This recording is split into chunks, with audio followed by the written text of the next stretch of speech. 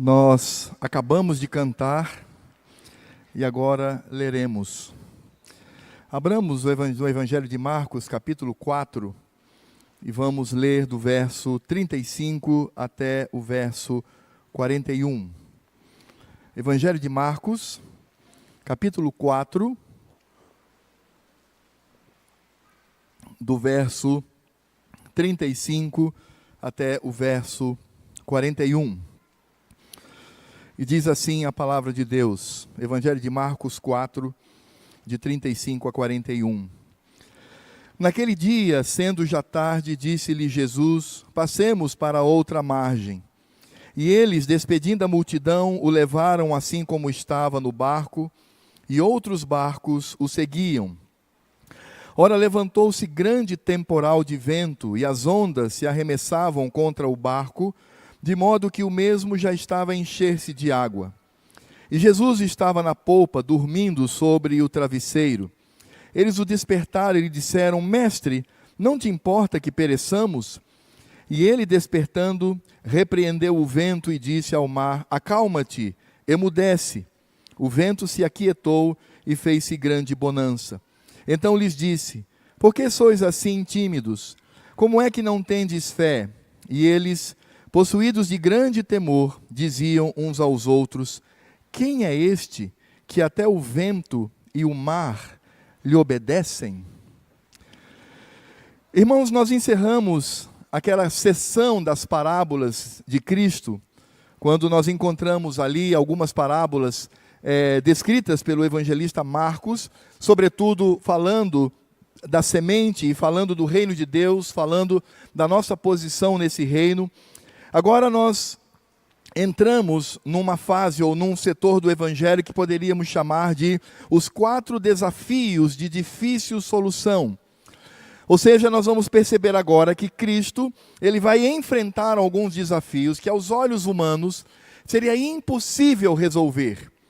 Nós vamos ver, por exemplo, neste caso, a tempestade, depois vamos ver a cura do endemoniado de Gesareno ou de Gadara, depois vamos ver a ressurreição da filha de Jairo, e depois então vamos perceber a rejeição das pessoas com relação à pregação do Evangelho.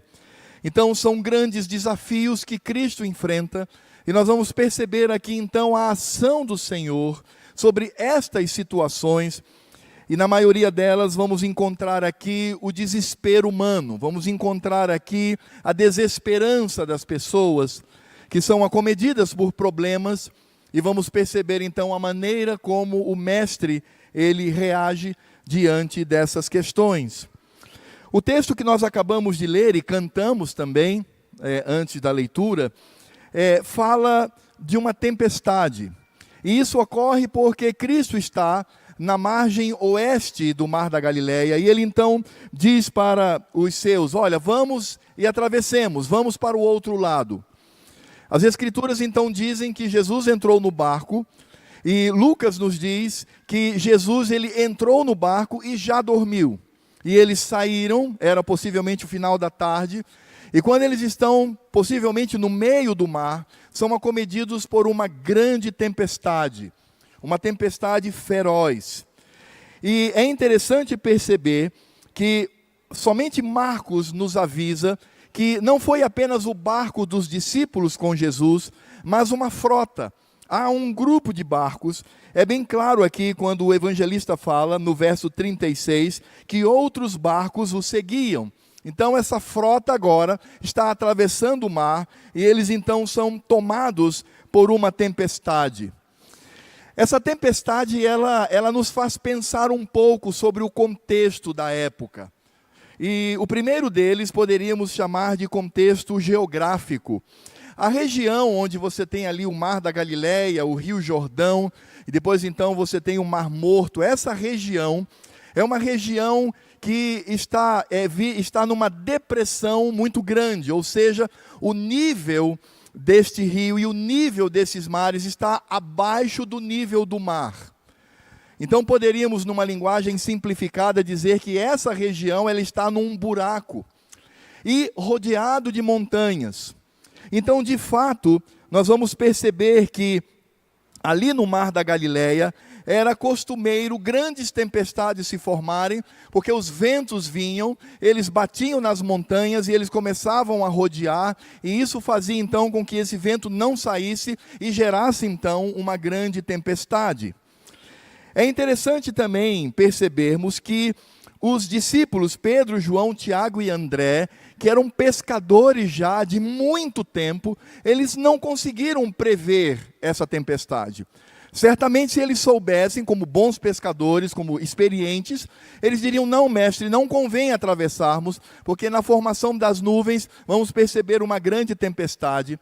Então nós vamos entender aí que essa tempestade, ela surge para além dos planos humanos, para além das expectativas humanas.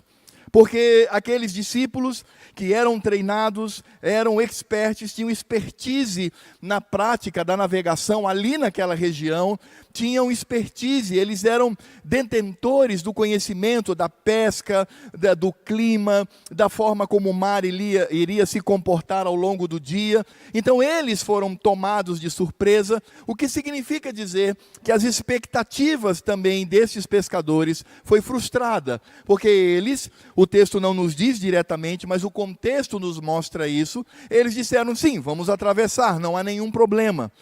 Mas no meio da viagem, então, eles foram tomados por essa tempestade. E, irmãos, é importante nós pensarmos nestes contextos, porque o que nós temos aqui, na verdade, é um paralelo.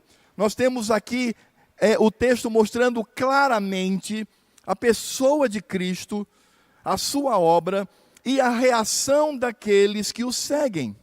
Então, poderíamos dizer que temos, por um lado, os crentes, a igreja, as pessoas que estão com Cristo, e do outro, nós temos então a apresentação de Cristo, não apenas na sua pessoa, mas também quanto à sua obra. E nós vamos então seguir esse raciocínio, percebendo exatamente o que Marcos quer nos mostrar aqui, porque os irmãos se lembram que esse evangelho ele está sendo escrito para Roma, para a igreja que está em Roma. E os irmãos se lembram que no início eu sempre repetia isto: os romanos tinham muita dificuldade em acreditar que um carpinteirozinho nascido lá na Galileia, que vivia lá na Galileia, filho de um outro carpinteiro, pudesse ser considerado o rei do universo, o rei sobre todas as coisas, o rei que dominava toda a criação. Era difícil para os romanos entenderem isto. Então Marcos ele tem aqui o objetivo de mostrar que aquele carpinteiro, aquele homem simples do povo, ele de fato era e é o Filho de Deus, ele era e é o Deus Todo-Poderoso. É por isso, irmãos, que o Evangelho de Marcos ele possui uma singularidade, assim como os demais evangelhos também, a singularidade de mostrar que Jesus, ele não é apenas um homem bom que veio para morrer em nosso lugar, mas era a presença de Deus, a presença do Criador, a presença do Todo-Poderoso nessa terra. Então esse é o objetivo do evangelista Marcos, e nós vamos então seguir, sendo honesto na exposição do texto, seguir essa mentalidade do evangelista e entender o significado deste evento. Esse evento da tempestade, ele é muito famoso, porque há muitos teólogos que não acreditam que isso de fato aconteceu. São aqueles teólogos que nós chamamos de liberais. Eles dizem que isso daqui, na verdade, é uma invenção, é um mito criado pela igreja para fortalecer os crentes que eram perseguidos. Então é como se eles dissessem: vocês estão sendo perseguidos pelo império, por Roma, então nós vamos inventar uma história aqui apenas para aplicar. Então alguns dizem que eles inventaram essa história para, de alguma forma, consolar a igreja que passava por problemas, passava por tempestades e estava ao mesmo tempo na presença do Senhor Jesus. É claro que a aplicação que os liberais dão com relação a esse texto é tranquila. Essa aplicação não há nenhum problema. O fato de que nós passamos por tempestades e ao mesmo tempo Cristo está presente e Ele é o Todo-Poderoso. Mas o problema é quando eles afirmam que isso não aconteceu, e isso é uma mentira.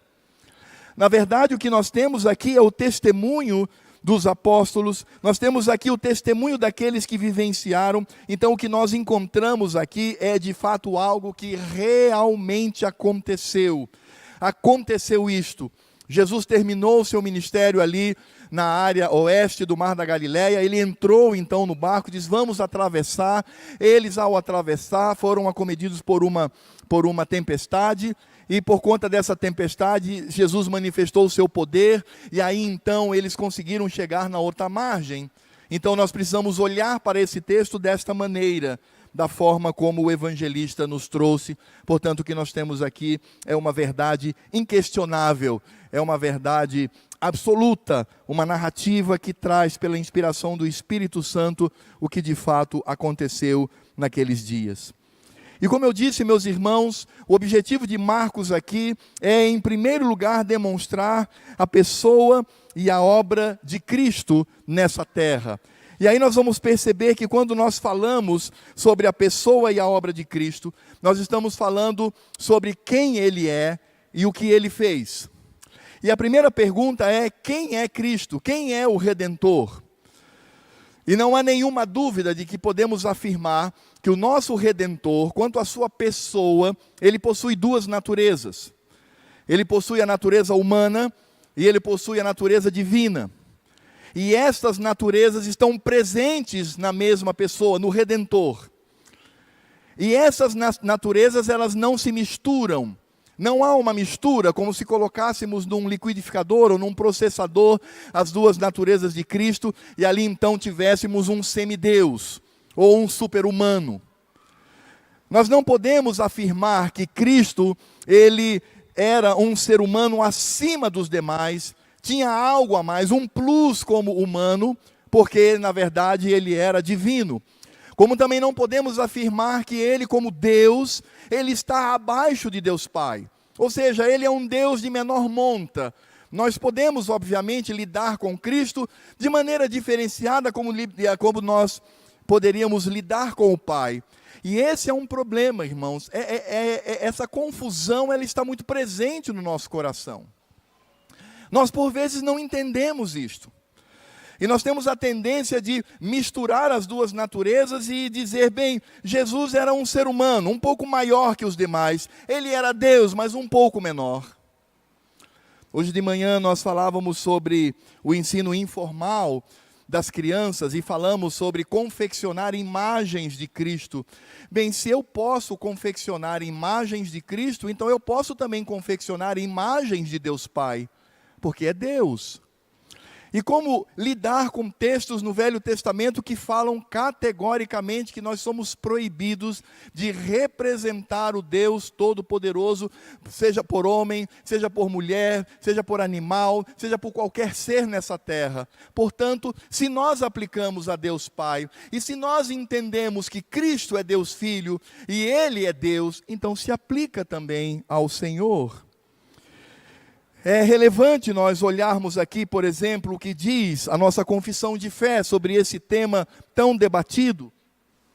No capítulo 2, que tem como título de Deus e da Santíssima Trindade, nós vamos ver no item 3, dizendo: na unidade da divindade há três pessoas de uma mesma substância, poder e eternidade, Deus o Pai, Deus o Filho e Deus o Espírito Santo. O Pai não é de ninguém, não é nem gerado nem procedente, o Filho é eternamente gerado do Pai, e o Espírito Santo é eternamente procedente do Pai e do Filho.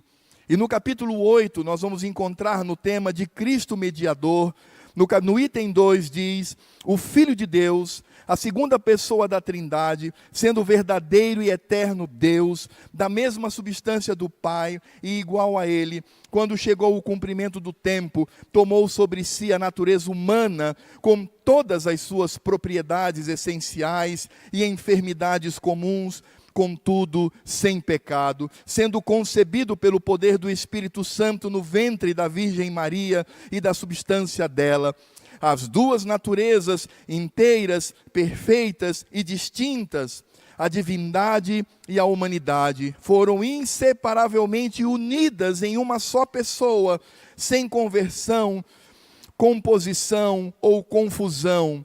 Essa pessoa é verdadeiro Deus e verdadeiro homem, porém um só Cristo, o único mediador entre Deus e o homem. E no item 3, para encerrar a citação do nosso símbolo de fé, diz: o Senhor Jesus, em sua natureza humana, unida à divina, foi santificado e sem medida, ungido com o Espírito Santo, tendo em si todos os tesouros de sabedoria e ciência. Aprove ao Pai que nele habitasse toda a plenitude, a fim de que, sendo santo, inocente, incontaminado e cheio de graça e verdade, estivesse perfeitamente preparado para exercer o ofício de mediador e fiador. Este ofício ele não tomou para si, mas para ele foi chamado pelo Pai, que lhe pôs nas mãos todo o poder e todo o juízo, e lhe ordenou que os exercesse.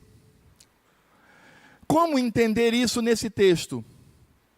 Como nós podemos entender uma doutrina tão profunda, tão importante, tão necessária para nós nos dias de hoje? Como entender essa aplicação no texto em que nós lemos? É muito simples.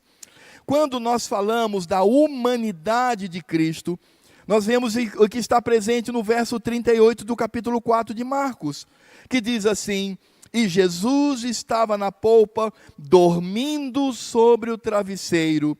Eles o despertaram e lhe disseram: mestre, não te importa que pereçamos? Aqui nós podemos perceber claramente a humanidade de Cristo. Ele estava cansado, ele estava exausto. Outros evangelistas dizem que assim que ele entrou no barco, ele já pegou o travesseiro, colocou, deitou e dormiu, antes mesmo da tempestade chegar. Cristo dormiu porque ele estava recompondo as suas energias. Ele era um homem como qualquer um aqui presente, excetuando o fato de que ele não tinha pecado. Por isso ele assumiu a forma humana, ele encarnou verdadeiramente. Por isso podemos afirmar que Jesus sangrava, ele tinha fome, ele tinha sede, ele se cansava, ele era limitado, ele não podia estar na sua natureza humana em dois lugares ao mesmo tempo. Para estar num lugar e considerando o outro, ele tinha que se deslocar daqui para lá caminhando. Ele era um homem. E por que ele era um homem? Porque era necessário que um homem, um ser humano, assumisse o nosso pecado. Porque o pecado entrou no mundo por nossos primeiros pais, Adão e Eva. O primeiro Adão foi responsável para trazer o pecado. Era necessário que um segundo Adão, que um segundo ser humano, que um segundo homem, puro, santo, reto e sem pecado, mas humano, viesse para assumir os nossos pecados e morrer na cruz do Calvário. Por isso, da humanidade de Cristo. Mas nós podemos perceber claramente aqui também a divindade do Senhor, no verso 39, quando o evangelista diz: e ele, despertando, repreendeu o vento e disse ao mar: acalma-te, emudece. O vento se aquietou e fez-se grande bonança. Aqui podemos perceber a natureza divina de Cristo. Podemos perceber que o Criador, o Deus Todo-Poderoso, estava presente naquele barco, aquele por meio de quem todas as coisas foram criadas, aquele que tem a providência na mão, aquele que domina a criação, aquele que domina o universo, aquele que domina todas as coisas criadas. Era o Deus Todo-Poderoso ali presente. E é claro, irmãos, que quando nós pensamos neste Cristo que deixa os seus discípulos atônitos, porque no verso 41 eles dizem: possuídos de grande temor, diziam uns aos outros: quem é este que até o vento e o mar lhe obedecem? Quem é ele? Quem é esse Jesus? Quem é esse Cristo? que tem realizado proezas sobre a criação jamais vistas na história do planeta. Quem é Ele? E a resposta é tão simples: é o Deus presente no meio do povo, Emanuel, Deus conosco. E nós podemos ver isto claramente quando a palavra do Senhor fala desta natureza divina na sua primeira vinda. Por exemplo, quando nós olhamos para o Evangelho de João, no capítulo 1, do verso 43 ao 51, há uma narrativa que mostra aqui claramente a divindade de Cristo, mostrando que era o Deus presente entre nós. Evangelho de João, capítulo 1, a partir do verso 43, diz: no dia imediato, resolveu Jesus partir para a Galiléia e encontrou a Filipe, a quem disse: segue-me. Ora, Filipe era de Betsaida, cidade de André e de Pedro. Filipe encontrou a Natanael e disse-lhe: achamos aquele de quem Moisés escreveu na lei, e a quem se referiam os profetas, Jesus, o Nazareno, filho de José. Perguntou-lhe Natanael: de Nazaré pode sair alguma coisa boa? Respondeu-lhe Filipe: vem e vê. Jesus viu Natanael aproximar-se e disse a seu respeito: eis um verdadeiro israelita em quem não há dolo. Perguntou-lhe Natanael: de onde me conheces? Respondeu-lhe Jesus: antes de Filipe te chamar, eu te vi, quando estavas debaixo da figueira. Então exclamou Natanael: mestre, tu és o Filho de Deus, tu és o Rei de Israel. Ao que Jesus lhe respondeu: porque te disse que te vi debaixo da figueira, crês? Pois maiores coisas do que estas verás. E acrescentou: em verdade vos digo, que vereis o céu aberto, e os anjos de Deus subindo e descendo sobre o Filho do Homem. Mais à frente, no capítulo 3, verso 13, nós encontramos o evangelista falando acerca do Senhor Jesus, quando ele mesmo fala de si. Cristo falando disse: ora, ninguém subiu ao céu, senão aquele que de lá descer, a saber, o Filho do Homem que está no céu. Então esse é o grande mistério, porque Cristo, enquanto homem, estava ali naquela noite conversando com Nicodemos, mas como Deus, ele estava aqui, estava no céu, no trono da graça, e estava preenchendo todo o universo com a sua presença divina. É por isso que o evangelista João, no capítulo 12, do verso 37 a 41, ele diz: e embora tivesse feito tantos sinais na sua presença, não creram nele, para se cumprir a palavra do profeta Isaías, que diz: Senhor, quem creu em nossa pregação, e a quem foi revelado o braço do Senhor?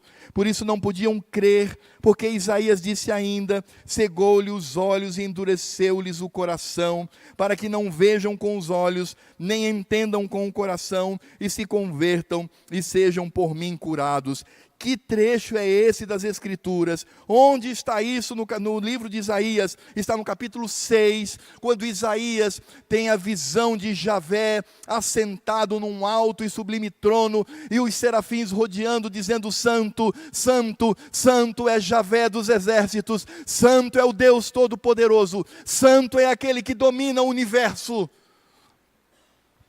E o evangelista diz: isso disse Isaías, porque viu a glória dele, a glória de Cristo, a glória do Filho, e falou a seu respeito. Quem estava sentado num alto e sublime trono era Cristo. É por isso que Paulo, lá em Colossenses capítulo 1, verso 15, ele diz que Cristo é a imagem do Deus invisível. E veja o contraste que há aqui: Cristo é a imagem do Deus que é invisível. Então olhar para Cristo era olhar para o Deus Todo-Poderoso. É por isso que o autor de Hebreus, no capítulo 1, verso 3, ele diz: ele é o resplendor da glória e a expressão exata do seu ser, sustentando todas as coisas pela palavra do seu poder. Ele está falando aqui de Cristo. É por isso, irmãos, que o próprio Cristo fala de si no Evangelho de João 12, 45, ele diz: e quem me vê, a mim vê aquele que me enviou. No capítulo 14, versos 8 e 9 do mesmo evangelho diz: replicou-lhe Filipe: Senhor, mostra-nos o Pai, e isso nos basta. Jesus, mostra-nos Deus Pai, é só isso que nós queremos. Disse-lhe Jesus: Filipe, há tanto tempo estou convosco, e não me tens conhecido. Quem me vê a mim, vê o Pai. Como dizes tu, mostra-nos o Pai? Irmãos, nós precisamos entender o significado da divindade de Cristo e tratá-lo como Deus, não apenas como um amigo, não apenas como um salvador, não apenas como um homem perfeito, mas como o Deus Todo-Poderoso. É por isto, irmãos, que João, na ilha de Pátimos, quando viu o Senhor Jesus, porque ele está em corpo no céu, ele continua homem e Deus ao mesmo tempo, tendo as duas naturezas. Quando ele apareceu a João, João disse: ah, Jesus, que bom, dá um abraço aqui, Senhor, vamos lá, foi isso que aconteceu? Não, a palavra do Senhor diz que quando João viu o Senhor, ele caiu, e a estrutura do texto nos mostra morto, e Jesus o ressuscita. Este é o significado. É por isso que o apóstolo Paulo, ainda em Colossenses 1,17, diz que ele é Cristo, Jesus, ele é antes de todas as coisas. E por que Paulo diz isto? Porque o próprio Cristo, no Evangelho de João, verso 8, de 56 a 59, ele diz assim, preste atenção nas palavras de Jesus: Abraão, vosso pai, alegrou-se por ver o meu dia, viu-o e regozijou-se. Perguntaram-lhe, pois, os judeus: ainda não tem 50 anos e viste Abraão? Respondeu-lhe Jesus: em verdade vos digo, antes que Abraão existisse, eu sou. Então pegaram em pedras para atirarem nele, mas Jesus se ocultou e saiu do templo. Irmãos, quem é este? Quem é este que diz: acalma-te, emudece? E o vento se aquietou, fez-se grande bonança. Quem é este que até o vento e o mar lhe obedecem? É Deus. Meu irmão, você e eu não podemos olhar com os olhos da fé para Jesus numa dimensão menor do que esta. Não podemos. Tudo aquilo que se aplica a Deus Pai, tudo aquilo que se aplica ao Deus Espírito Santo, se aplica a Cristo, porque Ele é o Deus Todo-Poderoso, Ele é Javé, Ele é aquele que apareceu a Abraão, Ele é aquele que apareceu a Moisés, Ele é aquele que apareceu aos pais de Sansão, Ele é aquele que apareceu a Isaías, Ele é aquele que lutou com Jacó, Ele é aquele que é o Deus Todo-Poderoso, é a palavra do Senhor. Cristo amado, irmãos, quando nós entendemos isto, que os discípulos ainda não entendiam, porque ficaram atônitos, quem é este? Quando nós entendemos isto, o nosso relacionamento com Cristo muda. Ele muda completamente. Nós não olhamos para Ele apenas como um amigo. De fato, Deus é nosso amigo. Não olhamos para Ele apenas como Redentor. De fato, Deus Filho é o nosso Redentor. Mas nós nos encurvamos diante dEle com temor e tremor, porque Ele é o Deus Todo-Poderoso. E quando nós olhamos as duas naturezas de Cristo presentes aqui, a humana, porque Ele dormiu, cansado e exausto do trabalho, mas também o Deus Todo-Poderoso, que domina toda a criação, nós vamos perceber também que nesses versos, nessa pequena narrativa, encontraremos também a obra de Cristo. as obras do Senhor, o seu trabalho. E o que nós podemos aqui, irmãos, já olhando para o trabalho de Cristo junto à igreja, e uma primeira verdade que nós podemos perceber aqui nesse texto, é que a presença de Cristo junto aos seus não impediu a tempestade. Irmãos, nós precisamos entender isto. A presença de Cristo não é garantia de boa saúde. A presença de Cristo não é garantia de um bom emprego. A presença de Cristo não é a garantia de ser um vitorioso diante dos homens, pela perspectiva humana. Somos vitoriosos, mas não pela perspectiva humana. Somos mais que vencedores pela perspectiva de Cristo. Aqueles discípulos estavam no barco, eles entraram, eles seguiram rumo, Cristo estava presente, Cristo estava na polpa, ou seja, na parte de trás dormindo, mas a tempestade veio, e veio com toda a força, veio para destruí-los, veio para trazer medo e pavor. Irmãos, e isso traz implicações profundas quanto à nossa visão da obra de Cristo. Irmãos, Cristo não veio a essa terra para que você seja o mais rico da sociedade, o mais saudável da sociedade, o mais admirado da sociedade, para que você tenha uma carreira brilhante, para que você não tenha mais nenhum problema, para que você não tenha mais nada. Esse tipo de evangelho não é o evangelho de Cristo. Porque Cristo, ele disse com todas as letras, esse sim é o evangelho de Cristo: no mundo tereis aflições, mas tende bom ânimo, eu venci o mundo.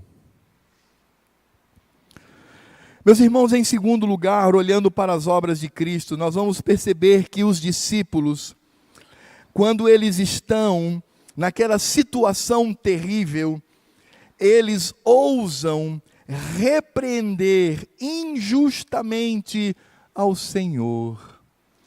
Isso é algo que nós não percebemos na leitura. No verso 38, a atitude dos discípulos foi: Jesus estava na polpa dormindo sobre o travesseiro, eles o despertaram e lhe disseram: Mestre, não te importa que pereçamos? Mestre, você não está vendo a nossa situação? Você não liga para mim? Você não está ligando para nós? Nós estamos passando por uma situação dificílima aqui, e enquanto isso o Senhor está dormindo.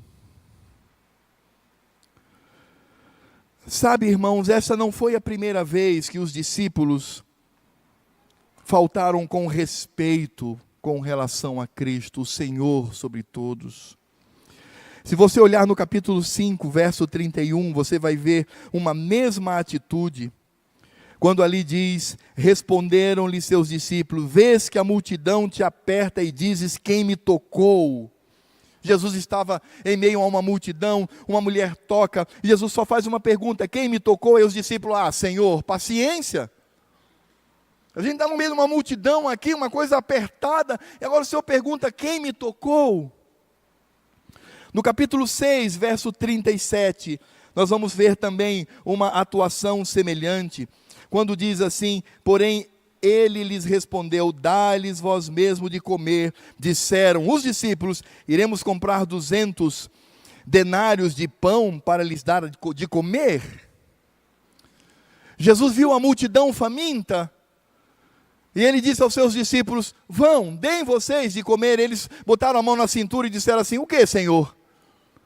Com 50 reais nós vamos comprar pão suficiente para toda essa multidão. É isso que o Senhor quer dizer? No capítulo 8, irmãos, verso 4, diz assim: mas os seus discípulos lhe responderam: donde poderá alguém fartá-los de pão neste deserto?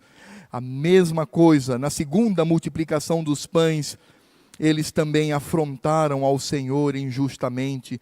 E no verso 32 do capítulo 8 de Marcos, nós encontramos, e isto lhes expunha claramente, ou seja, o Senhor falando da sua morte e ressurreição, mas Pedro, chamando-o em particular, começou a reprová-lo, a reprovar o Senhor. Irmãos, isso mostra claramente que aqueles discípulos, eles não estavam ainda alinhados à vontade, à visão, àquilo que Cristo havia trazido a essa terra.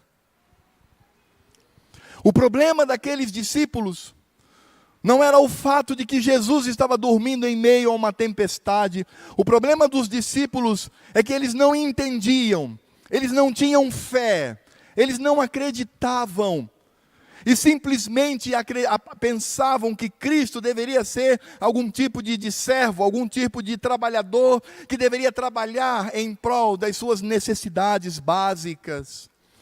Como nós somos assim, irmãos?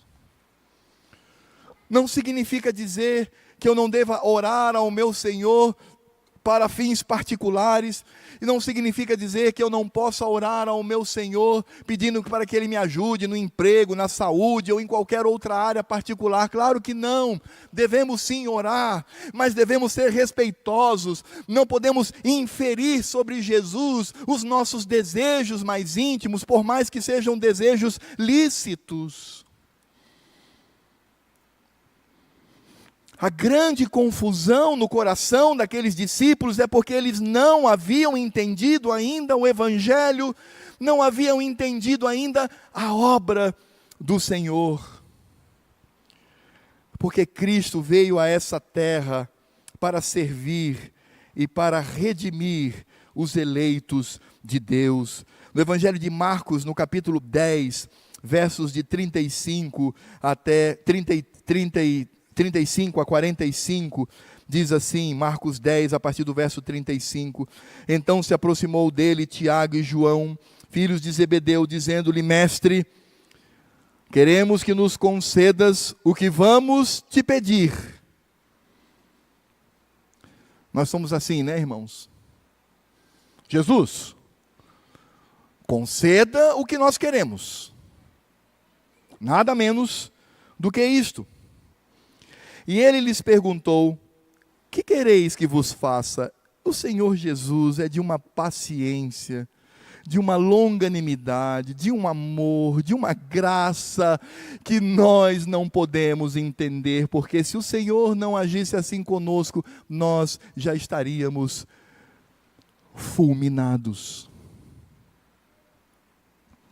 Respondeu-lhes: permite-nos que na tua glória nos assentemos, um à tua direita e o outro à tua esquerda. Só isso, Senhor. Nada mais que isso, só isso. Então o Senhor está lá na sua glória. Então quando todos os eleitos olharem para Cristo, toda a humanidade olhar para Cristo, vai ver o Senhor, mas também vai ver Tiaguinho e Joãozinho, um ao lado do outro, um do lado do outro, com Jesus. Mas Jesus lhes disse: não sabeis o que pedis. Eu fico pensando, irmãos, quantas vezes Cristo não responde a nossa oração com esta frase: não sabeis o que pedis. Porque, por vezes, a nossa visão de fato está como os discípulos no barco, não está alinhada ao Evangelho, não está fortalecida pela fé. E aí o Senhor, então, Ele continua: podeis vós beber o cálice que eu bebo, ou receber o batismo com que sou batizado? Disseram-lhe: podemos. Tornou-lhe Jesus: bebereis o cálice que eu bebo e recebereis o batismo com que eu sou batizado. Quanto, porém, ao assentar-se à minha direita ou à minha esquerda, não me compete concedê-lo, porque é para aqueles a quem está preparado. Ouvindo isso, indignaram-se os 10 contra Tiago e João, mas Jesus, chamando-os para junto de si, disse-lhes: sabeis que os que são considerados governadores dos povos têm-nos sob o seu domínio, e sobre eles os seus maiorais exercem autoridade, mas entre vós não é assim. Aprendam o Evangelho, meus filhos, aprendam o princípio de Cristo, aprendam o significado da minha obra. É o que Jesus está dizendo aqui. Eles pediram algo, Jesus não concedeu, e agora está ensinando esses queridos irmãos a alinharem a sua vida, o seu olhar pela fé no Evangelho de Cristo. Ele diz, pelo contrário, quem quiser tornar-se grande entre vós, será esse o que vos sirva, e quem quiser ser o primeiro entre vós, será servo de todos. E aí verso 45, que é o foco que trago aqui. Pois o próprio Filho do Homem não veio para ser servido, mas para servir e dar a sua vida em resgate por muitos. A obra de Cristo foi nos resgatar da maldição eterna. A obra de Cristo foi nos transformar em filhos de Deus. É por isso que aqueles discípulos não entendiam essa obra e foram ousados, foram mal educados, foram mimados. Irmãos, nós precisamos entender que o coração do crente, ele precisa estar alinhado ao Senhor. Devemos tomar como exemplo tantos irmãos na fé, como por exemplo, Estevão, que foi apedrejado injustamente. Ele foi apedrejado porque disse a verdade, mas ele olha para os céus, e ele não pragueja, ele não reclama, mas ele diz assim: Pai, perdoa-lhes, porque eles não sabem o que fazem. Ele estava com o seu coração alinhado ao Evangelho. O apóstolo Paulo, quando estava prestes a perder a sua cabeça, literalmente, sofrer uma degola por causa do Evangelho, ele diz: combati o bom combate, completei a carreira, guardei a fé, agora o que me aguarda é o troféu, é a medalha, é a coroa viva que eu receberei do meu Redentor. Meus amados, nós precisamos alinhar o nosso coração com o Evangelho. Eu quero deixar claro aqui que eu não estou pregando o sofrimento compulsório, que somente o sofrimento humano pode fazer com que sejamos crentes. Não, não é isso. O que eu estou dizendo é que as nossas expectativas podem não ser as expectativas ou as ordenanças do Senhor. Por isso precisamos em todo tempo tratá-lo com respeito e com temor, porque o problema daqueles discípulos foi a falta de fé. É por isso que o Senhor os repreende. O Senhor repreende os discípulos pela sua falta de fé e consequente pavor. No verso 40, o evangelista Marcos nos diz: então lhes disse, por que sois assim, tímidos, medrosos, descontrolados, pessoas que são tomados de um descontrole pavoroso? Por que vocês são assim? Como é que vocês não têm fé? Porque se aqueles discípulos tivessem o coração deles alinhado ao Senhor, eles diriam: uma tempestade está prestes a nos derrubar, mas Cristo está presente no barco. Cristo é aquele que está conosco. Cristo é aquele que disse, porque eles não creram na palavra do Senhor. Isso é muito claro. O problema da falta de fé é quando nós não cremos na palavra de Deus. Porque o que foi que o Senhor Jesus disse no verso 35? Ele disse, naquele dia, sendo já tarde, disse-lhe Jesus. Então, dois pontos, agora é palavra de Cristo. Jesus disse: passemos para outra margem.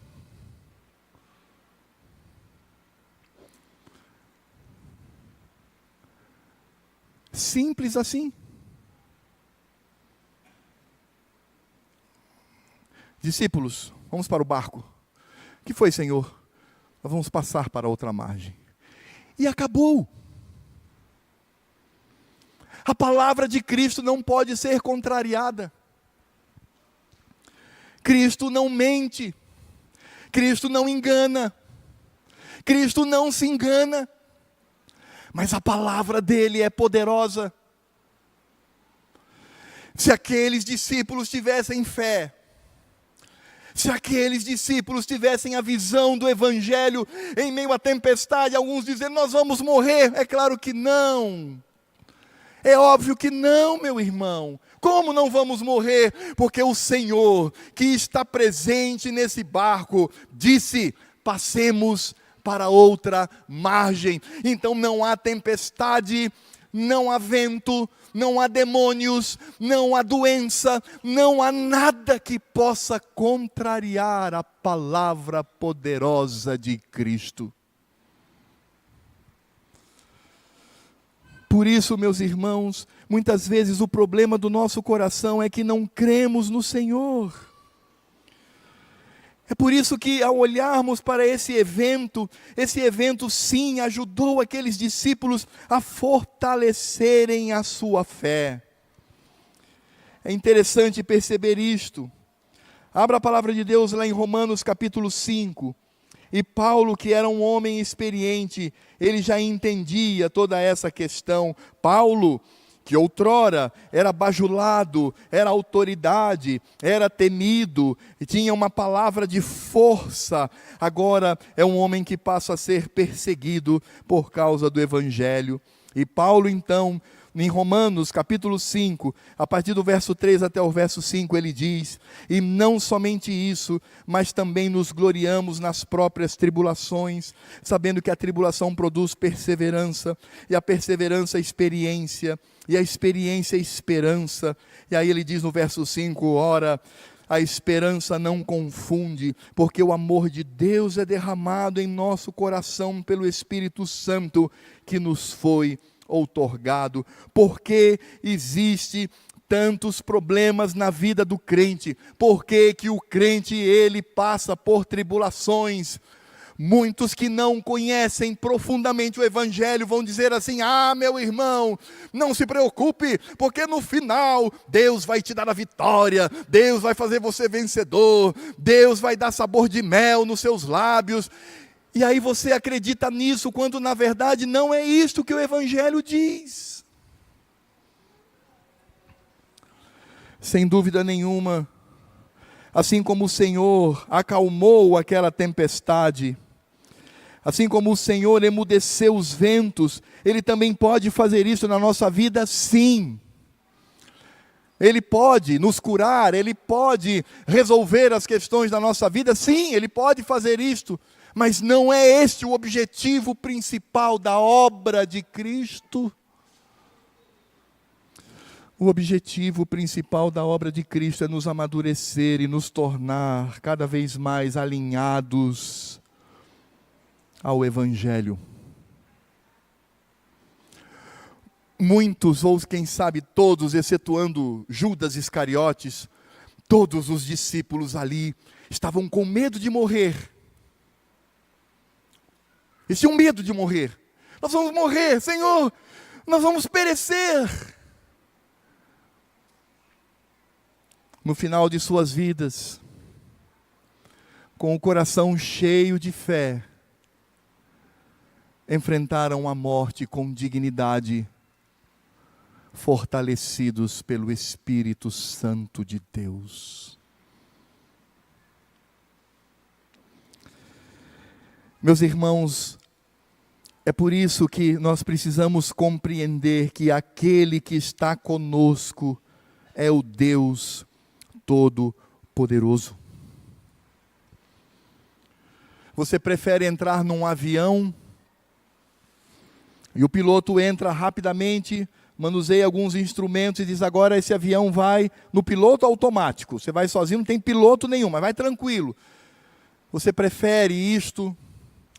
Ou você prefere estar num avião, sofrendo uma forte turbulência, situações difíceis, mas alguém cochichar no seu ouvido? Não se preocupe, o piloto, ele é extremamente competente para pousar seguro com esta aeronave. Meus irmãos, a nossa jornada com o Senhor, a nossa viagem com o Senhor, este barco que nos conduz nessa vida, deve fazer-nos entender que Ele está presente conosco. E Ele é o Deus Todo-Poderoso que pode realizar tudo o que Ele deseja. Sabe, irmãos, poder para resolver os nossos problemas pessoais, e Deus pode fazer isto, se Ele assim desejar, é algo tão simples para Ele. Os irmãos sabem que eu passei a entender a dimensão deste milagre depois que eu passei por 2 tempestades. Uma foi no arquipélago de Cabo Verde. Nós estávamos num navio que era fluvial, era um navio doado pela Alemanha, aquele país africano, mas eram navios preparados para andar no rio, eles eram como banheiras, e eles colocavam isso em mar aberto. E nós estávamos indo para uma ilha vulcânica, e fomos tomados por uma tempestade, foi horrível. Mas a que mais chamou a atenção foi certa vez, quando eu estava ali no mar Mediterrâneo. Eu estava saindo ali da Grécia, entrando no mar Mediterrâneo para ir para Bari. Estava de Patras para Bari. Patras na Grécia para Bari na Itália, e ali navegando. E como um bom rico que eu era na época, né, estava com o meu colchão de dormir ali na garagem daquele grande barco, né, podia fazer isso, então estava ali tranquilo, e de repente eu percebi que havia alguma coisa que não estava muito certa, porque estávamos eu e um amigo meu, um irmão crente. Eu abri os olhos e eu via que ele ia para um lado, ia para o outro, e o colchão andando. Eu disse, espera aí, mas eu não bebi, eu não fumei, eu não fiz nada para estar tendo esse tipo de visão. E eu, quando levantei, eu percebi que eu também estava indo de um lado para o outro. E, irmãos, nós acordamos e aquele mar, o mar Mediterrâneo, estava encapelado. Ainda bem que o navio era de grande porte. Uma tempestade terrível. É uma visão horrorosa. Todos iam lá para a proa, numa espécie de cabine comum. Todos nós estávamos lá, as pessoas vomitando, as pessoas passando mal, desmaiando.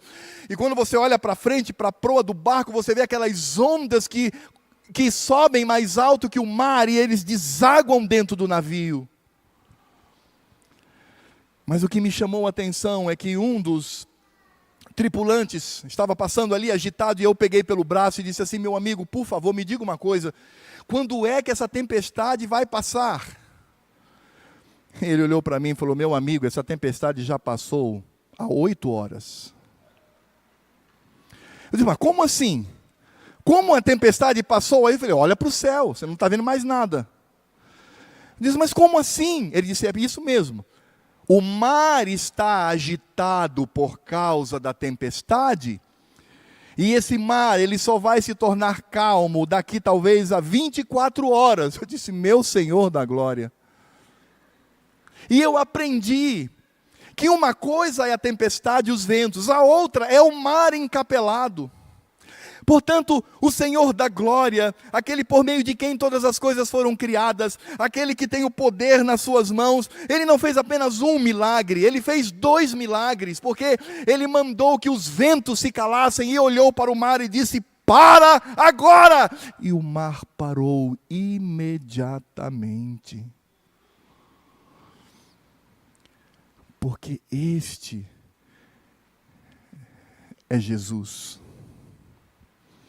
E é Ele que está no barco com você e comigo. Quem é mais poderoso, meu irmão? A tempestade, o mar encapelado, ou o Senhor do universo, que está bem ao seu lado, cumprindo em você a vontade soberana da obra do Evangelho. Meus irmãos, é por isso que eu quero trazer aqui algumas aplicações com relação a esse texto. Em primeiro lugar, irmãos, a presença de Cristo, como nós vimos, não vai impedir as tempestades na sua vida. Não vai. Porque por vezes estas tempestades serão trazidas pela autorização do Senhor para que cresçamos na nossa fé, para que cresçamos na nossa vida, porque o Senhor está muito mais preocupado com o meu amadurecimento do que qualquer outra coisa. Também, meus amados irmãos, nós precisamos entender que Cristo, como homem, Ele conhece as nossas fraquezas. É tão bom saber que o meu Senhor, por meio de quem todas as coisas foram criadas, Ele se tornou homem exatamente como eu, a ponto de morrer. Ele sabe das minhas fraquezas, Ele sabe o que é ser tentado pelo diabo, porque Ele foi. Ele sabe todas estas coisas, por isso o Senhor conhece as nossas fraquezas, não apenas porque Ele é o Deus Criador, não apenas porque Ele sabe todas as coisas, mas porque Ele viveu também as fraquezas que eu tenho hoje, excetuando o fato de que Ele não pecou. De resto, Ele conhece as minhas fraquezas, e isso deve fortalecer o meu coração. Meus irmãos, Cristo como Deus não possui limites em seu poder. Meu querido irmão, se Ele quiser, Ele pode fazer qualquer coisa em seu favor.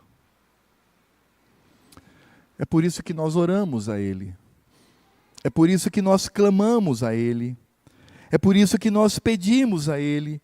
Obviamente, este pedido deve ser feito com todo respeito, com toda reverência, mas nós precisamos crer que sim, o nosso Deus é o Todo-Poderoso e Ele pode fazer qualquer coisa. Cristo ressuscitou um morto de 4 dias.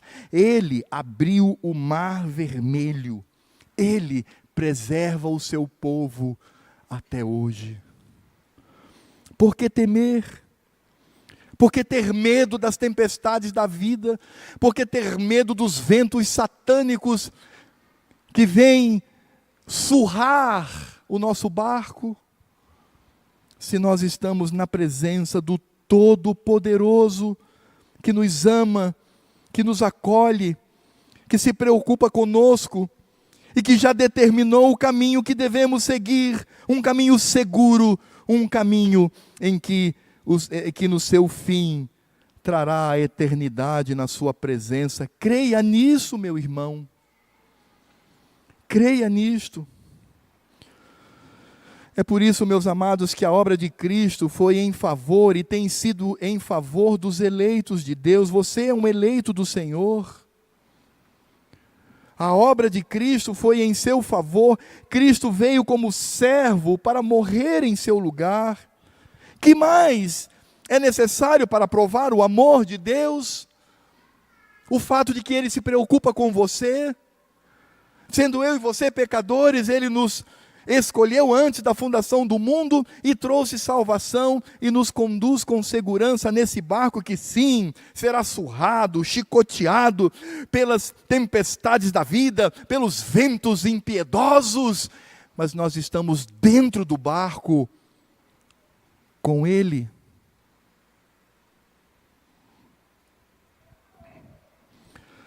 Nós precisamos, irmãos, entender aquilo que o salmista fala no Salmo número 119, verso 71, com referência a Cristo e a sua palavra. Ele disse: foi-me bom ter passado pela aflição, para que eu aprendesse os teus decretos. Você não vai passar por tempestades porque o Senhor se enganou em alguma coisa. Porque Ele disse: saiamos daqui e vamos para o outro lado. Nós chegaremos do outro lado, porque Ele determinou, porque Ele está no barco e porque Ele é o Todo-Poderoso. Meus irmãos, eu encerro dizendo que nós precisamos crer na palavra de Cristo e não nas circunstâncias. A minha fé não pode existir porque as coisas andam bem. Senão ela vai sucumbir quando as coisas andarem mal. Mas a minha fé precisa ser em Cristo e a sua palavra, crendo que Cristo me ama, que Cristo realizou e tem realizado obras portentosas na minha vida, e Ele há de me conduzir seguro até a Jerusalém celeste, quando reinaremos com Ele por toda a eternidade. Meus irmãos, eu rogo pelas misericórdias de Deus, tire um pouquinho os seus olhos deste mundo, com os seus ventos e tempestades, e olhe com fé para aquele que vai levá-lo em segurança até o outro lado, para reinarmos com Ele. Oremos ao Senhor. Ó Pai, nós queremos Te louvar por esse trecho, esta narrativa, e compreendê-la, ó Deus, à luz do Evangelho. Ajuda-nos, ó Deus, a entendermos a obra de Cristo em nós. Tem misericórdia, Senhor, quando a nossa fé titubeia, quando a nossa fé vacila, quando ela treme. Somos tão fracos, Senhor. E eu Te louvo porque o Senhor sabe disto, o Senhor nos entende, e o Senhor sempre nos conduz em segurança. Quando olhamos para o passado, Senhor, podemos ali contar as bênçãos da Tua proteção, da Tua mão, protegendo a minha vida, a vida dos meus familiares, dos meus filhos, amigos, irmãos. Ó Senhor, como tem sido fiel a nós. Por isso, Pai, eu Te louvo porque também o Senhor entende a nossa fraqueza, mas rogamos para que o Senhor continue essa obra em nós. O Senhor é o Todo-Poderoso para acalmar os ventos e o mar. Por isso, o Senhor é o Todo-Poderoso que há de nos conduzir com segurança para Jerusalém celeste. Não precisamos temer, porque os nossos olhos e a nossa fé não estão fixados neste mundo que é passageiro, mas no Senhor que é eterno e nas Tuas obras que são maravilhosas. Que saiamos daqui, ó Deus, confiantes, e saiamos daqui, ó Deus, com a nossa fé fortalecida, e que nos entreguemos ao Senhor, sabendo que o Senhor é aquele que cuida de nós.